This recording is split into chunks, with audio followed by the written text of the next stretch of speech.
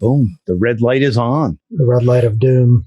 The red light of doom. Welcome, everybody, to the Fall Line with Chaos and Company. I'm Dave Capron, and I'm here with my buddy Angelo Ross. And hello, Angelo. How's it going, man? Real good. Dave, how are you? I'm doing good, man. I had a day today. Today was the first day for me in the greenhouses. Andrea, my wife, put me to work. We had to do some tray filling, get the trays ready for the transplant tomorrow. Pansies and violas start getting put in the little holes to start growing tomorrow. I saw you making a big mud pie in that picture today. Yeah. Bobby's all wound about. He wants me to buy like a $12,000 or $15,000 flat filler, and I'm like, dude, we've got to figure it out. We got my little kiddie pool and got my small flat filler, and off we go. Yeah. But yeah, spring is starting to come. Yeah. All us skiers, I know myself, it happens, and thank God it does, because that allows me to ski the next winter. Yeah. With our summer businesses, but it is kind of like I still want to ski. It snowed out today. I know you didn't have the greatest weather, I don't think, down there today or yesterday. We had like 3 or 4 days of frozen fog. Like it wasn't doing anything, but if you walked outside for 5 minutes, you would look like a glazed donut. Yeah. The crew, sort of Facebook, the crew came off of Liberty. Shannon and Carrie had a great photo on Facebook, and their goggles were just covered in ice, man. and they said they were smiling under their mask when they took the photo, but I'm like, I don't know. That's bullshit. They were miserable. They couldn't wait to go in. Freezing rain. You can't wear your goggles. The ski doesn't work, and it's like this just sucks, man. I'm let's go have coffee, anything other than skiing freezing rain. We know how Bob, Mr. Shostak, loves skiing in the rain, and they're like, freezing rain's even worse. So no, thank you. What do you do? Yeah. But, it's just you and me tonight, man. And we've had some phenomenal folks on with the team members, and we have a few coming hopefully in the next few weeks, next month. Yeah. But this week it's just you and I. Hopefully everybody still tunes in. They might shut it off as soon as they turn it on and just see it's you and me. We might have to put a ghost person on here. I was thinking about not even tuning in because there was no special guest star. Dave and Dave. Oh God! How boring is this going to be? Just Angelo and Dave tonight, man. Look at these dipshits. Oh man! But I thought tonight we just talk a little bit about maybe a little reflection on the year so far, where we're going. We're thinking. For some of us, we know it's ends like end of March. Some a little bit later than that, but definitely that time to go. Hey, what are we going to do the rest of the year? What's going on so far? And I was just going to ask you. What have you been thinking about all season, teaching or in the teaching skills mode for you? Like you personally, is it the same thing, a couple fundamentals in there, or just one, or that you focused on? Is it similar to your staff that you've been training, or? I don't know. It's so hard to answer. Like I constantly am assessing my teaching, and I'm fortunate. One of my roles is I get to hang out in the beginner areas at our resorts and just watch, like just take stock of what's happening. So I'll have all these ideas one weekend, and I go in the next weekend and like, I was wrong last weekend, but here's what we need, but like, I've been looking at some really interesting stuff recently about how long it takes to master a skill. And I think like the commonly accepted belief is, and we throw this number around, we say 10,000 hours, you got 10,000 hours of that, and then you'll master it. And I've seen some stuff recently that sort of, it doesn't contradict it, but it makes it just really takes a different twist on it. One of the ideas is to, and I've been thinking about this quite a bit, look for what are called entry tricks into an activity, so like, for example, if you're not a cook at all, if you're not a chef, you have no culinary experience, but you want to do that, it can be overwhelming to start to learn. It's an ancient and grand field of study, but the idea of an entry trick would be something like learn how to make an omelet. Learn how to do this one thing that's pretty simple and it's repeatable And once you have that down, you can start to experiment with it. So you learn how to make an omelet with butter, and then maybe you say, well, I'm going to try to make one with olive oil, and you learn the results of that, and then you say, well, I've tried salt and pepper. I'm going to try paprika, and I'm going to put this leafy green thing on it and see how people react, But all of a sudden, you've developed probably enough skills that you're competent, at least like looking at most recipes and saying, yeah, you know what, I think I can take a crack at that. And so the omelet becomes the entry trick into cooking, and like an entry trick in what we do. I'm thinking about something like Flatland 360s, like it's a microcosm of a ski turn or a snowboard turn. Like everything you need to do during a ski turn or a snowboard turn or telly turn, whatever, is present in a whirlybird. So, after you master, or not even master, after you learn a couple basic things, you can start to attempt a whirlybird.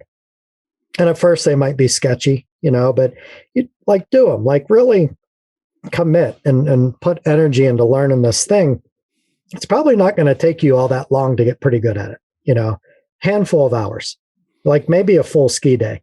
And at the end of that, you're like, I can do these things. Well, in order to do them, you have to be centered fore and aft. You have to be centered laterally. You have to manage pressures. You have to turn your legs. You have to control your edge angles. And so this one thing becomes something you are very good at. And then you can start to experiment on the hill. Okay, I can do these on flats. I'm going to go out and try that blue run now. Not the whirlybird necessarily, but just to ski the blue run, and then you're experimenting with how much you manage pressure and what you have to do to stay balanced fore and aft or laterally. And I really like that idea because the 10,000 hour thing to me is a little bit daunting. How many days is that? Well, it's 8 hours a day, 5 days a week for something like 21 years. It's a lot of time. Oh. And I'm, definitely some of us have been teaching skiing that long. And so there's something to be said for that. But the idea behind entry tricks and micro mastery and microcosms of the whole is this idea that you learn enough to have fun, which is really, really probably the most important thing, Yeah. Well, and when I think of those, I mean, you didn't list them, because you were looking more at the application. And I think sometimes that's what's missed is when we have, the learning connection model is great in that it breaks it out into the three parts, and it breaks out the parts in those three parts so that we can see the really key teaching components. We see the key people skills, same thing in whether it's our skiing fundamentals or snowboard or telly or whatever discipline we're working in. But you put it in a perspective of, more of a how you put it on the hill and how you can use this trick, and you use the analogy there with cooking. But we could fit those in a little bit into definitely, promote exploration, experimentation, and play. I think it goes into managing information and activities and how you're using terrain. You were thinking about the terrain, and you don't need a lot of terrain to do a whirlybird. A lot of times if I'm doing a whirlybird on some serious terrain, it wasn't purposeful. Kind of like I can't remember accidental whirlybirds. Yeah, I can't remember the World Cup guy that was in the World Championship this past week. Did you see he wanted to say, "Oh my God, I wish I'd written his name down if I knew we were going to go this avenue." But it's like, what a move he made. I bet he was playing like Truth or Dare at the top. And he took Dare, and someone said, "Dude, you do a 73 mile an hour whirlybird on the way down there." All right. He's like, "All right, I'll do that." I think he got more views and he was more viral than the gold medalist in that. It was like, oh my God, how did he pull that off? That was terrific. But that's the thing. I think sometimes that we need to have the learning connection model. We need to see the parts, but then we need to take that perspective of how do those parts become that little thing you just did with how you can have something that you can really explore from. Mm-hmm. That those components, those skills within the teaching thing come alive. Yeah. Because you could even put it into managing emotional risk. How many people want to do a whirlybird when you first say it and they've never done it before, or someone that's not a strong skier, hasn't been on skis in a long time. Mm-hmm. But like you said, all the components are in there. And we've done them with the kids, and what do the kids do? They don't stay parallel the first time they do it. We see that that wedge and the V when they come around, they get backwards. But then the more they play and experiment with that, it starts to come along, and it's fun. Yeah. All of a sudden, it became fun versus a battle on what's right and wrong. I think that was one of our previous little bug in Angelo's. It does the teaching. The activity does the teaching for you. And because the goal is obvious, it's like to spin around, you know what I mean? Without falling down maybe. And then, you know, another piece of that that's really important, you know, is that can be introduced so beautifully. It's like you're with a group of kids, right? Or even a group of instructors or whatever. And you're like, hey, watch what I do and try this. And that's the limit of your instruction, right? Yeah. You let it happen until maybe somebody says, hey, can I have a piece of advice? Or if you see something glaring and you give a tidbit, you know. But that is an activity that will teach without you really having to do too much. And I'm not saying you be lazy. You have to pay attention to your people and you have to take stock of what they're doing. Yeah. So when there is time to jump in, you can do it, right? But it's an external location of focus. And that's like what we talked about earlier and what Michael Rogan talked about that with Luthwaite and Wolf, the psychologist from, I think it's University of Arizona, and having an external locus of focus, right, to improve performance. And I love this analogy. We were talking about this at Examiner training last week or 2 weeks ago. And, you know, if you ever shot a gun, you know, and you go to take a lesson on how to shoot the rifle, and your shot is like a little bit wide to the right and it's low, you know, the rifle instructor doesn't say, hey, Dave, next shot, I need you to bring your front hand up 3 millimeters and then over to the left 1 millimeter. He says, hey, man, you got to come up and over a little bit. And you're like, yeah, I know. And you take the shot, right? That's an external focus for you. Because if you start to try moving your parts millimeters, you're never going to move it a millimeter. No. You're either not going to move it at all, or you're going to move it a mile, you know? But we teach skiing and snowboarding to a degree that way, that millimeter way, rather than, hey, try this whirlybird, you know, and then try 100 of them all day long and master that. Yeah. Just give me the answer. Yeah. Just tell me what I'm supposed to do. Yeah. Do the whirlybird. That's what we're telling you. The answer's in the whirlybird. For every exam, every tryout now, just do a whirlybird, man. That's what we're going to hear. That's going to be we talked about that. Was it with Michael or Eric or both about the buzzword? So the whirlybird's going to be the buzzword now, coming from Chaos and Company. Everybody's got to do whirlybirds now. And you got to cook. You got to cook the omelet. Yep. So Novum will be happy. You know, it'll be something along the chef line. So Pete can stay in tune there. Yeah. But yeah, I believe that if we got people to try to explore more, and you know, this kind of comes from Matt. Matt made a big point on this. Just let people try it. I think Michael even said the same thing. Yeah. You know, let people try something. Why do we have to dissect it, every little part, what happens here and there? It's like, let them see if they can do it. Mm-hmm. It's kind of like that level 1 lesson. I mean, they walked around the resort about 400 miles through the rental shop, upstairs, downstairs, onto snow with all this stuff they're carrying and trying to get the skis and shoes in a cubby and all this stuff. I mean, Eric talked about the tough times for beginner. And then what do? Well, put your skis down, put your poles down, come over here, and we're going to stand on one foot. And then we're going to turn the foot in the snow, which all that stuff's fine.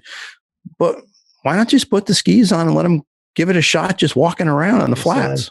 My whole beginner progression has become, I meet them, talk to them for a couple of minutes, figure them out, get to know them, and I'll point out somebody doing a straight run and say, you think you can do that? And they're like, yep. All right, click them on. Let's do it. And they do it. And then boom, you're skiing, you know? Yeah, it just works. And I don't know if I said this on a podcast or if I just told you, but I zipping around the beginner area last weekend at Seven Springs, just kind of sliding up to people and going, hey, what percentage of the people you meet on the ski hill do you think you could have doing a straight run within 5 minutes of meeting them?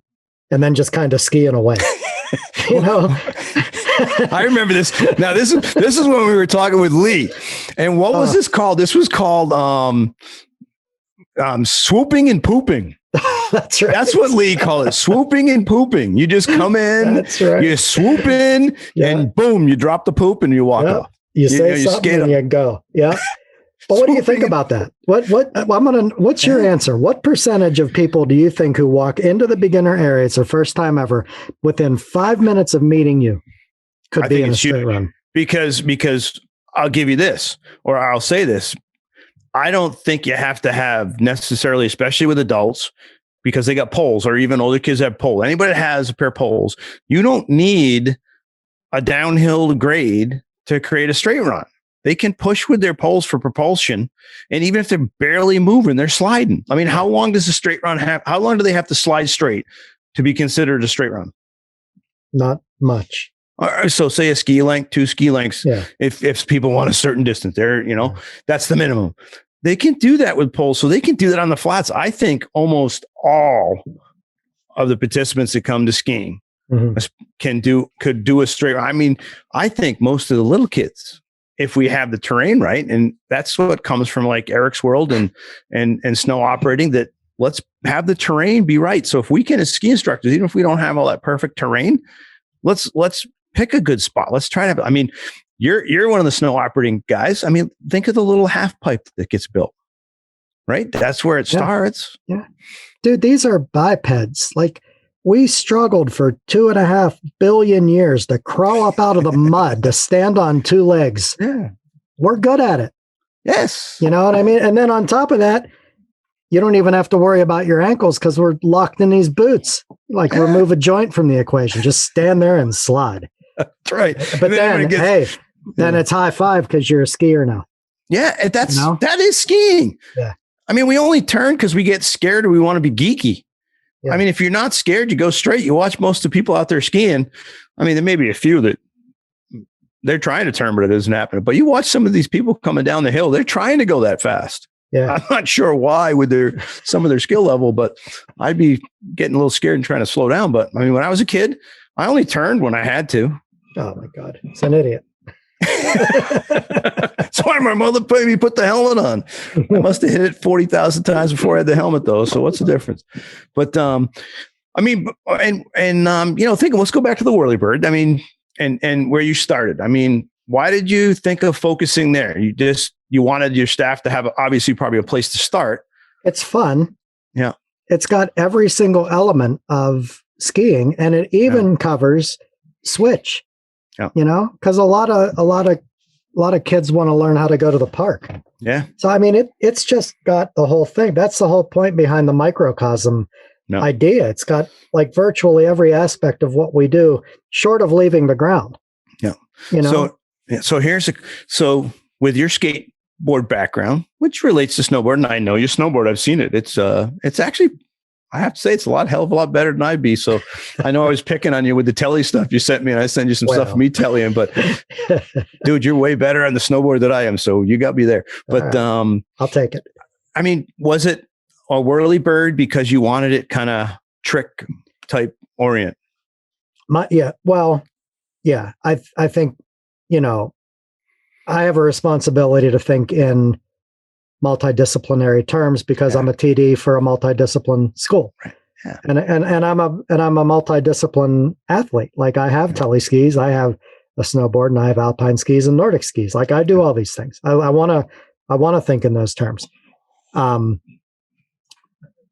also, like, my personal favorite, like if I were just to pick a skiing one, power wedges, like dynamic wedges on green terrain is hands down my absolute favorite activity to do on a pair of skis. Every single thing we do, short of going backwards, is present in a dynamic wedge. And when you have to contrive that much force, when there's just not that much energy available because the hill's flat, so you have to contrive a lot of those movements. All bad habits pop out and all good habits pop out. Yeah. So, like, you can see if someone's turning their legs under their pelvis. You can see what the shoulders are doing. And if I've never met somebody who's really, really good at those and who is a bad skier. Because I just don't think it's possible. That's my favorite alpine one. Yeah. But I think like Whirlybird covers everybody. Yeah. Now you've been around long enough that I guarantee you skied with Woody Woodward over the years. Yeah. Yeah. Woody loved those power wedges, man.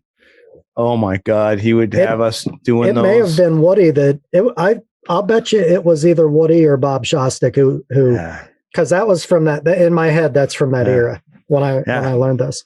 Oh man, that was Woody's way to really get you to see what the outside ski and how to stand against that ski and make that thing. And he could get members of the staff that really weren't strong skiers and didn't really balance against the outside ski, didn't direct pressure out there as we describe it now. They would do stuff in that power wedge, and then he'd have some of the level 3s doing that. And oh my God, they'd twist around and go right to the tail, and he'd start laughing with that little main draw and going, see, they can't do it. Well, that's another beauty about it is it's a strength builder. Yeah. So like if you want to build your ski muscles, Marjorie King says, don't ski yourself into shape. I fully agree with that, but you do fine tune your muscles. Yeah. When the season starts, that's a terrific way to do it, Yeah.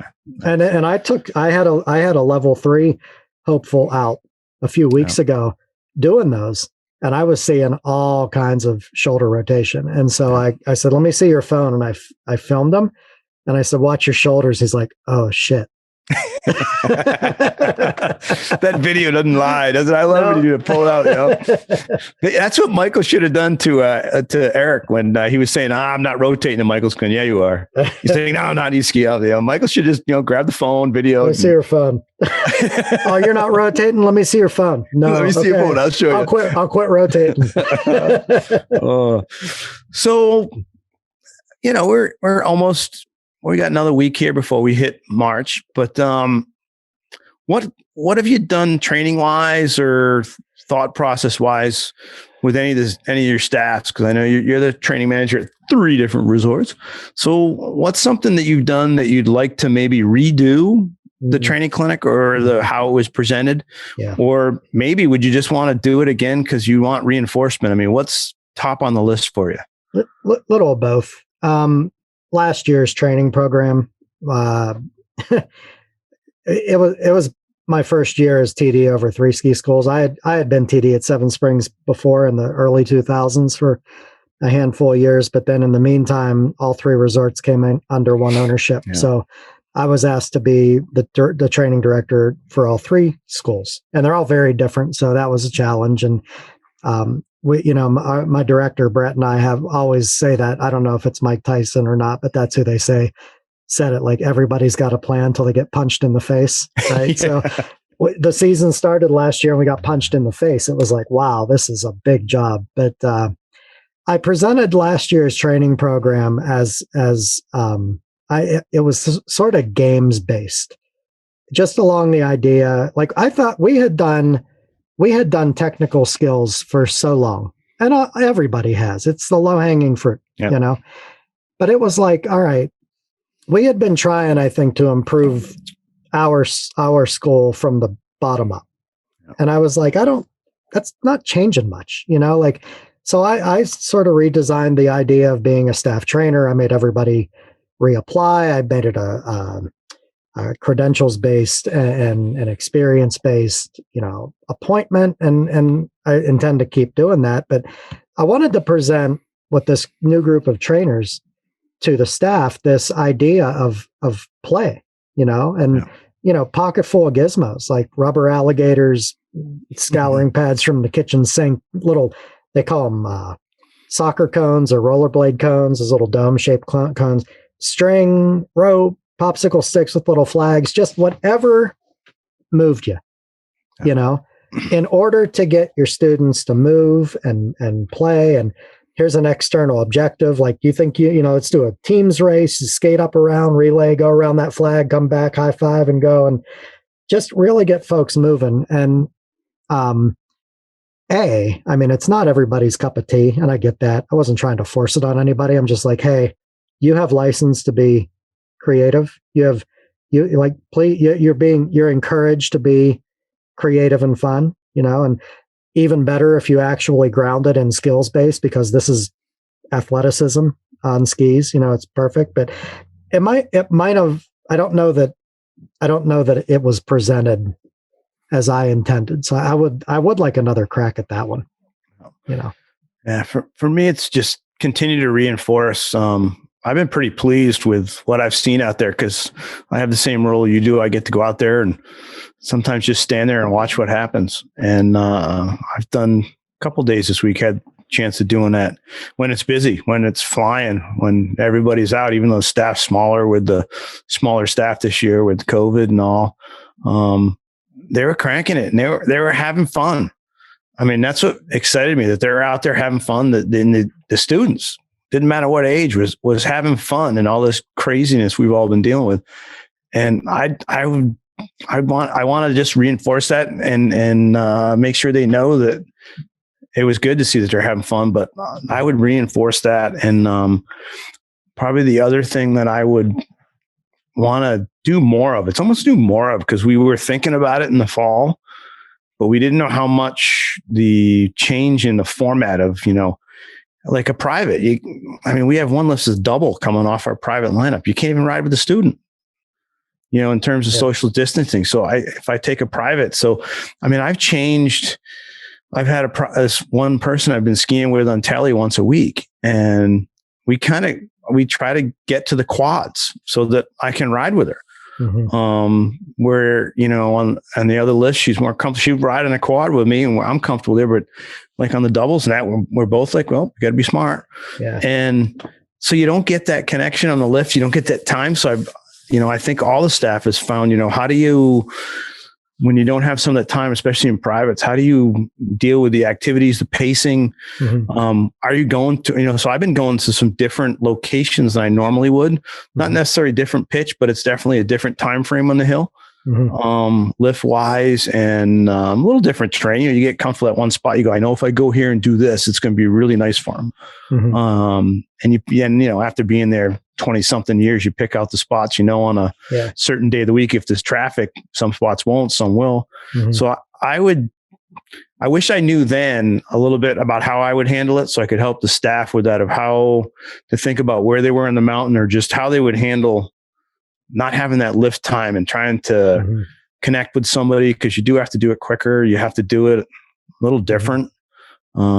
I think that's been a challenge for some of them. I think they've all, as you talk with them at lineup, and that they've all felt that, and they've been chatting. You can hear them at lineup talking about what they're doing, and how they're handling that. It's not as hard over in the snow belt area, the magic carpet area, because you can walk up next to them, or you don't have that chair ride for so many minutes that you're not discussing what they just did. Mm-hmm. So that those things I'd redo and hope redo it with the knowledge I have, but I can't. Hindsight's 2020. I will say some of the staff really embrace the idea of using props and playing games and whatnot. And we have an area. We had that conversation about like not as many chair rides. Well, how long can you stay on the hill to keep people out of the lift line? And we have this area at the top at one of the resorts called the football field, just this big flat spot, and I've been on the chair and I've gone up that way, and I've seen instructors doing relay races with kids on the football field. I saw one instructor had a foam ball, not very big, but I like bigger than I would want it in my jacket, but you know what I mean? Like, and had those little plastic rollerblade cones out as bases, and had the kids playing kickball with their gear on. Oh, sweet. Yeah. You know what I mean? That's like Bill Koch style playing soccer on a cross-country gear. I love it. It's terrific. And I saw one instructor last year, where we were doing this a little bit, limited last year, had a blow-up inflatable bat in his coat, and a blow-up inflatable, like a wiffle ball. And just blow this stuff up and play ball. But I love it all, because it gets the kids moving, and adults. You can, this spoiler alert, you can do this with adults. Yes, you can. But it gets them moving, and it gets them on an external focus of control, and the skill set is gonna happen. know, because that's what we are. We're athletic machines. We just have to be in the right circumstance to let it develop. Yeah.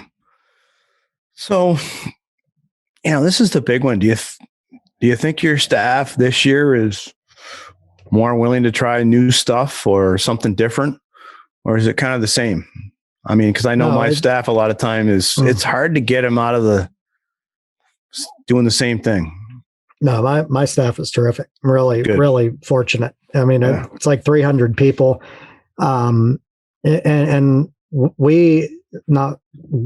our director this year decided, and I encouraged it. I thought it was a good idea to up our days of minimum requirement. And we had a handful of people drop out, but those who are there now are committed. We increased the days and they're still here, And we have, I don't have the exact number, somewhere between 15 and I'd say 20 to 22% of our staff this year is looking to earn a new credential, whether that's a certification or a children's specialist or a freestyle specialist. Some people are looking to earn more than one.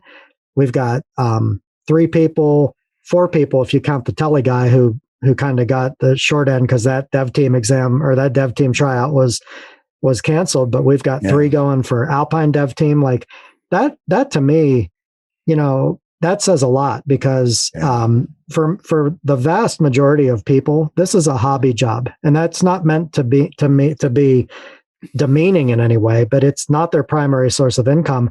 And it's something they do on the weekends after they're already tired from their other job. You know what I mean? 5-day week job. Yeah. So to go out and like purposefully choose to put yourself on Front Street and pay money to maybe travel and put yourself out in front of a group and try to prove you have this skill set, that says a lot about somebody to me. Yeah. Yeah. Cause this is a year you definitely have to adapt, do things a little different. I mean, even with events, I noticed it early when I was working some PSA events in December. I mean, when everyone's riding the lift alone, or we got a quad and just 2, or however it was working, depending on where you were, was definitely different. You had to adapt and change we didn't meet the group inside. We met out on snow. And our kids programs are doing that now, which is different for us. So a lot of the coaches, they don't have that relationship they had inside for that time when the kids were getting ready and all that kind of stuff. So it's definitely different. And, it's nice to see the staff wanting to try new things, because that's the hardest thing. If they're not willing to try something new just in their teaching, they're probably not going to willing to try it in their skiing. And that's where you were talking about that. I mean, to get somebody to do a whirly bird for the first time, to try something new, is a huge exploration. If they open up to some of that fun and play and exploration, they're going to have to try new things, do some things different, but, and don't worry about failing. I mean, my God, sometimes it's like, I'm not going to be good at that. Well, I can guarantee you, if I come down there and we get on that ramp out behind your house with a skateboard, I will suck. Oh, you're going to slam, dude. There's no question about it. I'm going to have hockey pads on, man. I'm going to have the hip things. I'm going to have shoulder pads. I'm going to have 3 helmets. I'm going to have mine and 2 more on the other. Oh yeah, it's going to hurt. I know it's going to hurt. You're making me think of there's a learning strategy that I haven't seen in any of our literature, and I don't think it's in there. I don't see it too much anywhere. Experiential learning is a buzz, but this idea of expeditionary learning is just that idea. And Pete Allison is the guy to talk about this. The things that Pete talked about on his episodes, where you spend time in the desert environment, or he's taking people to the Arctic and that kind of thing. It's like this is it, man. This is your life right now. So you're going to learn these skill sets. You're going to learn how to light that camp stove, and you're going to learn how to schlep that firewood. But to me, in what we do, the idea, if somebody can ski, are you going to teach them a progression that you've taught to 1,000 other people? Or are you going to get on the chairlift and say, where do you want to go? And go explore all the terrain that they're capable of skiing that day and just deal with what comes up. That's expeditionary mindset. It's a growth mindset. And that's the fact that we even have to give it a name and talk about it is remarkable, because I bet it's the way we learned. Yeah. It's like, oh, I didn't get killed on that blue, so hey, I'm going to try a black. But that's pure expedition for most of us. But when we teach, and I understand you got to be safe, and we're in a litigious culture, and you don't want to get somebody hurt. If that's your fault, that's lame. But I think it causes us in a lot of cases to underestimate what people are capable of, and we hold them back. We're teachers, and we hold them back. And we kind of hold them back from learning. We try to teach them. Yeah, it's that's bueno. what I mean. Let the whirly bird teach them. I mean, how much have we been talking about it? And everybody we have on. I mean, these great teachers we've had with Michael and Matt and Jeb and Eric and Peter Allison and who am I missing? Coach Sue. Coach Sue. Oh my God. Whoops. Coach Sue. Thanks. Hot turns next year at training. Oh man, I'm gonna be in trouble now. Sue's like, how can you forgive me? But all of them talk about, how do we set the situations up to let people learn versus teaching them and doing the progression? I mean, Michael was heavy on that, man. I think he emphasized that in all three different sessions we spoke with him. And that's a lot this year, that a little bit. And then just thinking about how I was going to present information, because to my staff, it's smaller this year, but it's almost harder to get it to everybody. Yeah. Because we're so scattered and everybody is, I mean, you always say we're super busy and the staff's busy, but I mean, when there's not that as many bodies that line up and there's 10 times as many lessons wanting to come in and everything's booked, it's like there's not a lot of time. Yep. So how I get the information out, or when I get to ski with people, it's like that whole pacing thing. And sometimes it's like, okay, do I open the fire hose with some of these new folks, or just give them a couple little things, because is that going to actually be better in the long run? So it was a lot of, I had to think about how I was giving info, and then you don't have a lot of time to hang out with them to find out if it stuck. Mm-hmm. So that's why, this week's been great to go out when it's really busy and helping some of the crew out there, and then seeing what's going on to see if it's, if it's sticking. Mm-hmm. And I have to say that I'm pretty proud of what the crew's been doing. It's really awesome to see in these tough situations and busy that everything was working really amazingly. And stuff that I worry is like, how is this going to come together when I don't have as much time? But I think the people that are there, like you said, the people that are there and they're doing it, they love this, and they're making it work in a lot of ways, making it work, which is good. And I know I've had to change that. And that's what I want to ask you next, is, the people skills is the big piece of learning connection. That's the hot one in terms of it's new to a lot of us in terms of their own category.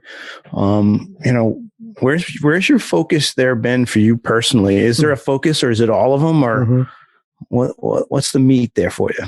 I read them. I read the fundamentals. I think they're great.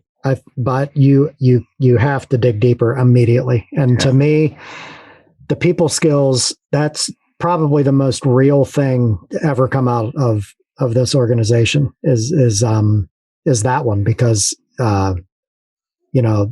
technical skills are what we've sold historically. That's where we've been. And we call it low-hanging fruit, half jokingly. It's not to imply that it's easy to become a terrific skier or snowboarder, but I'm not trying to minimize that. But we call the technical skills the hard skills, and we call things like people skills the soft skills, and they get brushed over, they get ignored, or they get, oh yeah, we're good at that. Yeah, we have a great culture here. And I worked in public school, and our community is terrific. Well, you know what? Our community was good. There were good people there, but we had kind of a toxic thing going on at some points too. You know what I mean? But it got glossed over because you don't want to hurt people's feelings, so on and so forth. You read those people skills fundamentals, and it's like communicate, manage your emotions, help people regulate their deal. Great. But how do I do it? What do I do? And to me, immediately it's about introspection. It is about having an honest conversation with yourself and, who do you become in a stressful situation? And there are ways out there to measure that. Many of us have taken Psych 101, and we talked about personality traits, and we talked about defense mechanisms, and you talk about archetypes in not only psychology, but in your literature classes. And when the going gets tough, who do you become? I mean, have you ever said to yourself, I've said it like, oh my God, I just turned into my dad. You know, we all have these things that inform us, and maybe it's genetic and certainly it's environmental, but it's like when you're under stress, you adopt a style, probably unconsciously. So I think step one in people skills is figuring out what that is. Because if you don't know yourself, there's no way you can get to the other stuff. That's ground zero is managing yourself. You know, the trick with people skills is the Dunning-Kruger effect, which is very, very real, which, you know, it's a big study, but, you know, basically, it's easy to lie to yourself. You know, people who are highly skilled have a tendency to underestimate their skill set. And in addition, they have a tendency to overestimate unskilled people. So we assume people should be better than they are based, you know, on our current experience. And underskilled people have a tendency to overestimate themselves, you know, like, you know, during this catastrophe, everybody's an expert. Wait to say this. Here we go. During this particular catastrophe, everybody became an expert epidemiologist overnight. Yes. Oh, back up a year, and everybody's a constitutional scholar. Like, come on, man! Like, you don't know that much about either. You know, I taught biology for 20 years. I listened to Dr. Fauci because I don't know that much about it. Anyway, so that's my tirade on that. Anyway, so Dunning-Kruger effect dictates, demonstrates that you can lie to yourself. Yeah. And particularly when you're talking about your personality. So the trouble with people skills, it's like you're up against it. You have to have an honest conversation with yourself, but I think you also need to you have to get input from people you trust, people you love, to really honestly tell you, hey man, how do I come across to people? So, you know what? You're a little bit of an asshole. Then you have some work to do, you know? But it's all about recognizing the truth, and it's about breaking habits. And that's something that is doable. You're not predetermined to be an asshole or destined to be an asshole. Once you are, you can decide to be different by recognizing what triggers you, anticipate it, and have a plan in place for when it happens. Okay, here it comes. Here comes that guy I hate. Here comes, I'm going to be nice to him. Hello, guy I hate. You know what I mean? Like, you can plan for it, right? And grow. And then once you do that, I think then it's time to start looking at helping other people and whatnot. But for me and the people skills, like where the rubber meets the road, that's where I am with it. But no, I mean, you and I actually have talked about this a bunch this year. I think we talked a little bit, maybe touched on a previous podcast, but you and I have talked about it. And to being more introspective and, you know, to try to know where we're at and when we are that asshole. But to really look at it in terms of, you know, how we're handling the situations of now and when we're changing training situations, you know, I look at it as to how much information I'm given, you know, because it's like when I don't have that chair ride and you can't ask them some questions to see where they are, to have them reflect on the lift. And then all of a sudden you might bombard them, you know, and am I doing that? Or am I not giving them enough? Or, you know, or am I not listening to what they're saying? So yeah, we definitely have to, that's been definitely a big focus. Well, I don't even know.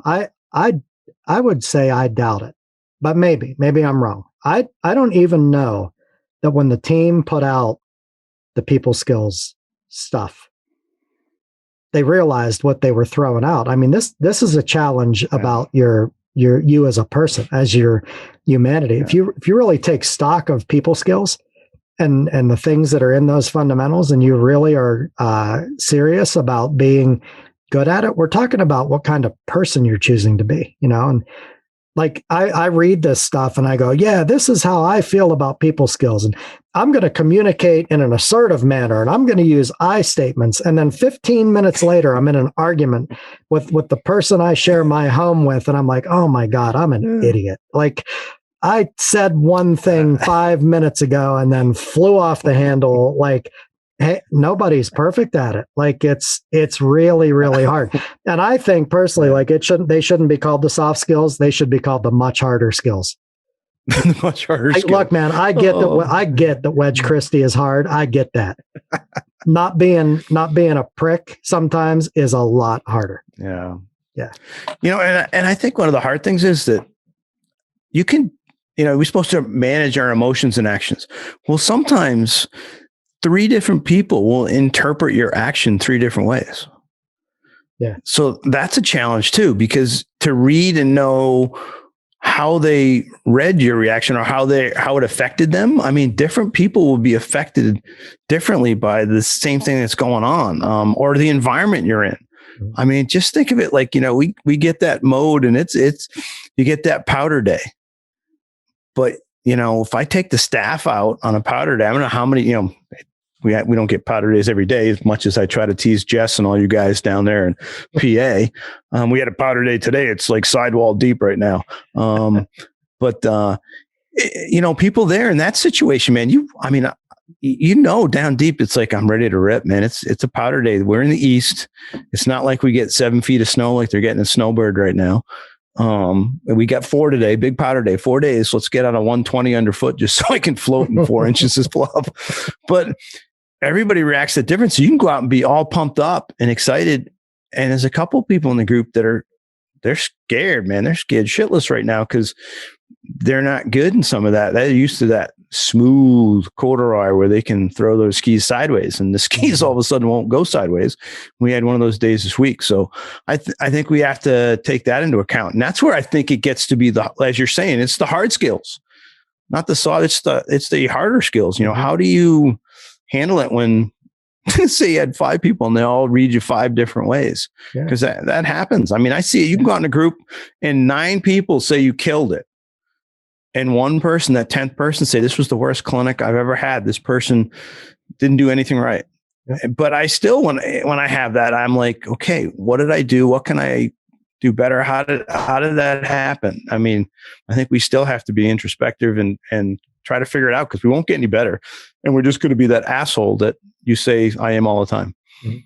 And it's really, if you take stock of it for real, it's much, much bigger than being a snow sports teacher. And when you hang your skis or board up for the final time in your life, hopefully you have years after that, you take this with you and just be good to people. This is off-season stuff. It's not like you hang up your ski coat and forget about people skills. You know what I mean? Like I'm really impressed with the fact that that the organization is going that direction, because it's a bold move, and man, on the ground floor, it's about making people better than they are. It's a big deal. Yeah. So hopefully tonight's conversation gave some stuff out there that they won't turn us off in 5 minutes. Hopefully Sherm had some good talk. He's probably wants to call, even though he'll be listening to this tape, he's probably like, I want to call in, I want to say something. But hopefully Mr. Sherm White will put some comments down. And we don't have a budget for a phone. Yeah, I know. Maybe we could call him up right now. We can get his phone number, call him up, and he's like, am I on right now? But yeah, because I think that's some of the part. I think just to kind of, my last thing, I think this is important that I think for a lot of us, it's been hard that they don't have that connection to in the bar, the end of the day, in the locker room, talking with each other, reflecting on their day of what went well, what didn't go well, that tech talk of like, what did you do? I had this tough student, or I had this great student, and this went so awesome. That I think they missed that. And that's part of their thing of looking at how they did that day and how can they do better, or what did they do well to keep doing. And I think that's part of that people skills that they've been missing that a lot. I mean, we've been getting it, you and I definitely get it this way, chatting with each other. And I know a lot of us get together. We've been doing some Zoom and Google Meet calls with some of the staff, separative training, just to connect and to give each other crap. And like you said, you got to have a few of your friends check on you and go, hey, don't be such an asshole, man. Yeah. So, and cheer people up. I mean, when they get down, like when Deputy Dog has a tough day and he's throwing stuff and doesn't want to talk to us. He's having fillets instead. But cool. I think that's a good one. Any parting thoughts, Angelo? I mean, just back to the teaching skills for a second. There's